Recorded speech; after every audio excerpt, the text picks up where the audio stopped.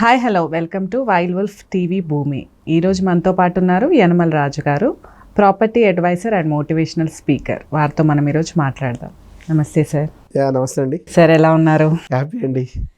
Sir, real estate విషయంలో చూస్తే మనకు హైదరాబాద్ చుట్టుపక్కల అండ్ చాలా ప్లేసెస్లో హై రైజ్ అపార్ట్మెంట్స్ అనేవి మనం ఎక్కడ చూసినా ఆకాశాన్ని అంటుతున్నాయి.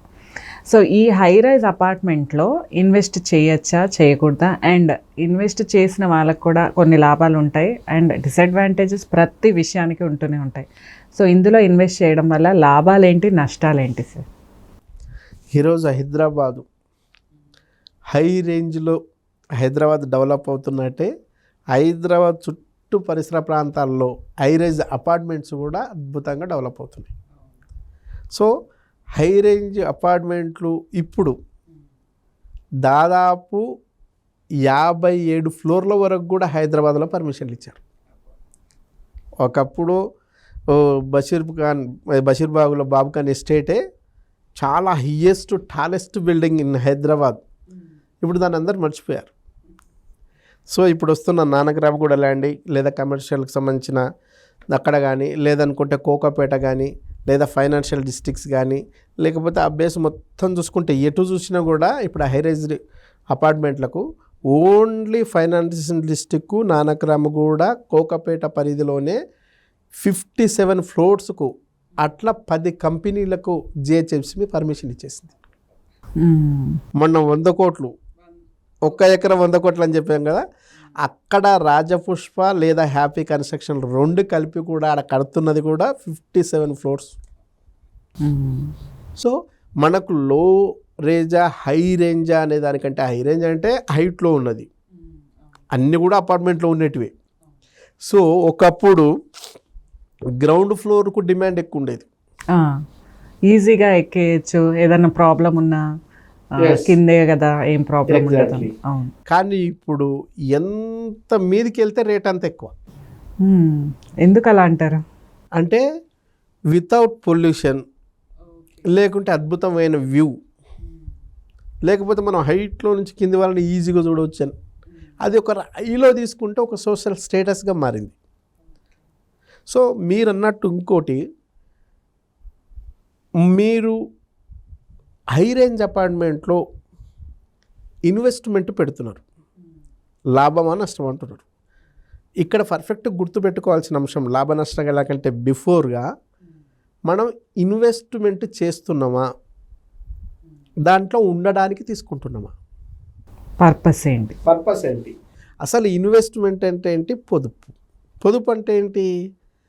మనం 10 పెట్టి 100 తీసుకోవడం, కొంచెం పెట్టుబడి పెట్టి ఎక్కువ లాభాన్ని గడించడమే ఇన్వెస్ట్మెంట్ లక్ష్యం, పొదుపు లక్ష్యం. అయితే ఈ పొదుపు ఎప్పటికి ఉపయోగపడాలి? చాలామంది ఈ పొదుపు భవిష్యత్తుకు ఉపయోగపడాలనేది కాన్సెప్టు, లేదా భవిష్యత్ తరాలకు పిల్లలకు ఉపయోగపడాలనే కాన్సెప్టు. ఈ కాన్సెప్టే మీది అయితే అపార్ట్మెంట్లో ఫ్లాట్ తీసుకోకండి. ఈ కాన్సెప్టే మీద అయితే మాత్రం అపార్ట్మెంట్లో ఫ్లాట్ తీసుకోకండి.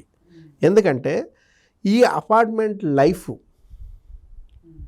ఒక 70 సంవత్సరాలు, 65 ఇయర్స్ అనుకుంటే, మీరిప్పుడు తీసుకుంటున్న అపార్ట్మెంట్లో ఫ్లాట్, హై రేంజ్ అపార్ట్మెంట్లో ఫ్లాట్ తీసుకుంటే మీకు ఇప్పుడు 35-40 అనుకుంటే, మీరు రిటైర్మెంట్ అయ్యేకే దాదాపు ఇంకొక 30 ఇయర్స్ వేసుకుంటే, అప్పటికల్లా హై రేంజ్మెంట్ అపార్ట్మెంటు పెరగదుగా. మొదటి 20 ఇయర్స్ మాత్రమే రేట్లు పెరుగుతాయి అపార్ట్మెంట్స్లో. ఆఫ్టర్ 20 ఇయర్స్ తర్వాత రేట్లు తగ్గుతాయి. మీ ఇన్వెస్ట్మెంట్ లక్ష్యం ఏంటి? నేను కష్టపడలేని రేంజ్లో టైంలో ఇప్పుడు బాగా కష్టపడుతున్నా, నేను రిటైర్మెంట్ అయిన తర్వాత కష్టపడలేను, ఇప్పుడు తీసుకున్నది నాకు అప్పుడు తోడుగా ఉంటుందని తీసుకున్నాం అనుకోండి, ఈ అపార్ట్మెంట్ లక్ష్యం విరుద్ధమవుతుంది, తగ్గుతుంది. మీరు రిటైర్మెంట్ అయిన తర్వాతనే అపార్ట్మెంట్లో రిపేర్లు స్టార్ట్ అవుతాయి, దాని లైఫ్ అయిపోతుంది, దాన్ని పడగొట్టి మళ్ళీ కొత్త కన్స్ట్రక్షన్ చేయాల్సి వస్తుంది, మళ్ళీ ఇన్వెస్ట్ చేయాలి. అప్పుడు ఇన్వెస్ట్మెంట్ చేయాలంటే మీరు ఆల్రెడీ రిటైర్మెంట్ పీపుల్, బ్యాంక్ కూడా లోన్ ఇవ్వదు, మీ దగ్గర ఇన్వెస్ట్మెంట్ లేదు, నువ్వు సపరేట్ కట్టుకుంటా అంటే కూడా కమ్యూనిటీ ఒప్పుకోదు. ఎందుకంటే అందరికి సంబంధించిన కామన్ ప్రాపర్టీ. ఆ కామన్ ప్రాపర్టీలో నీకు యూడిసి అన్డివైడెడ్ షేర్ యూడిఎస్ ఏదైతే ఉందో అపార్ట్మెంట్లో మీరు తీసుకున్న ఓ 1600 ఎస్ఎఫ్టీ తీసుకున్నారనుకో, ఆ 1600 ఎస్ఎఫ్టీలో యూడిఎస్ అన్డివైడెడ్ షేర్ చేస్తే మీకు మహా అనుకుంటే 30 నుంచి 40 గజాల లోపే వస్తుంది. ఈ 30 నుంచి 40 గజాల లోపు వస్తే ఏడ కట్టుకుంటావు? కట్టుకోవడానికి స్కోప్ ఉందా? లేదు. మరి అప్పుడు ఎట్లా? సో మీ భవిష్యత్తు తరాల కోసమే, పిల్లల భవిష్యత్తు కోసమో నేను రిటైర్మెంట్ తర్వాత హ్యాపీగా బతకాలనే కాన్సెప్ట్ ఉంటే మాత్రం ఇన్వెస్ట్మెంట్ కింద హై రేజ్మెంట్ అపార్ట్మెంట్లు తీసుకోకపోవడం మంచిది, తీసుకోకూడదు. అట్లా కాకుండా దీన్ని ఇన్వెస్ట్మెంట్గానే మీరు భావించి ఏం లేదు, ఇప్పుడు పుట్టింగ్ స్టేజ్లో ఉంది, ఇప్పుడే ప్రైమరీ స్టేజ్లో కన్స్ట్రక్షన్ నడుస్తుంది, ఇప్పుడే పిల్లర్స్ వేస్తున్నారు అనుకుంటే మీకు ఇప్పుడు వచ్చే ఎస్ఎఫ్టీ చాలా తక్కువకు వస్తుంది. ఈ ఎస్ఎఫ్టీ తక్కువ వచ్చినప్పుడే మీరు బుక్ చేసుకుంటే మీకు హ్యాండ్ ఓవర్ చేసే టైంకే ఇప్పుడు తీసుకున్న 7,000 ఫర్ ఎస్ఎఫ్టీ 6,500 ఎస్ఎఫ్టీ తీసుకున్నాను అనుకో, కరెక్ట్ మీకు హ్యాండ్ ఓవర్ చేసే టైంకే దాదాపు 9,000 పర్ ఎస్ఎఫ్టీ అయ్యే ఛాయిస్ కూడా ఉంటుంది, 8,000 పర్ ఎస్ఎఫ్టీ అయ్యే ఛాయిస్ కూడా ఉంటుంది. అంటే అప్పటికి రేట్ పెరిగిందా లేదా? పెరుగుతుంది. సో మీరు ఒక 10 years బాగా ఎంజాయ్ చేశారు, దాంట్లో ఉన్నారు, లేదా రెంట్కి ఇచ్చేసుకున్నారు, తర్వాత మీరు అమ్ముకుంటే కూడా రేటు పెరిగే ఉంటుంది, మీకు లాభాలు వస్తాయి. నేను చెప్తున్నది మీకు గుర్తుంది. షార్ట్ టర్మ్ ఇన్వెస్ట్మెంట్ కాన్సెప్టే అనుకుంటే హెరేజ్మెంట్ అపార్ట్మెంట్ హ్యాపీ. కానీ లాంగ్ రన్లో భవిష్యత్ తరాల కోసము అనుకుంటే మాత్రము apartment is not suitable for. దీన్ని మీరు దృష్టిలో పెట్టుకోవాలి. అట్లా చేసుకోగలిగితే ఇబ్బంది ఉండదు. దానికోసం ఏమంటున్నాం అంటే మీరు ఏ ప్రాపర్టీ మీద ఇన్వెస్ట్ చేయాలనుకున్నా అడ్వైజర్తో మీట్ అవ్వండి. అట్లా అడ్వైజర్తో మీట్ అవ్వకుండా సొంత నిర్ణయాలు తీసుకుంటే ఖచ్చితంగా మీరు ఇబ్బంది పడే అవకాశం ఉంటుంది. మీ ప్రాబ్లంకు సొల్యూషను, ప్రతి ప్రాబ్లంకు సొల్యూషన్ ఉంటుంది. ఆ సొల్యూషన్కి సంబంధించిన డాక్టర్స్ ఉంటారు.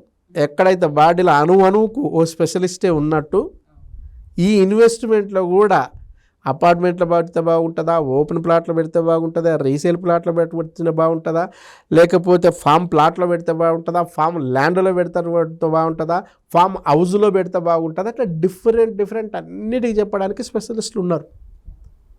మీరు నాలెడ్జ్ పెంచుకొని తీసుకోవడానికి ఇబ్బంది ఉంది. అనవసర విషయాల్లో మాత్రం అద్భుతమైన విశ్లేషణ చేస్తారు. రేవంత్ రెడ్డి దావోస్ పోయిండు, ఏం తెచ్చిండు, రేవంత్ రెడ్డి ఇంగ్లీష్ మాట్లాడితే ఏమైనా ఇంగ్లీష్ అదా, ఇవన్నీ ఎందుకు? సో వాళ్ళు పొలిటికల్ లీడర్ వాళ్ళు చేసుకుంటారు, అది వాళ్ళకి సంబంధించిన అంశాలు.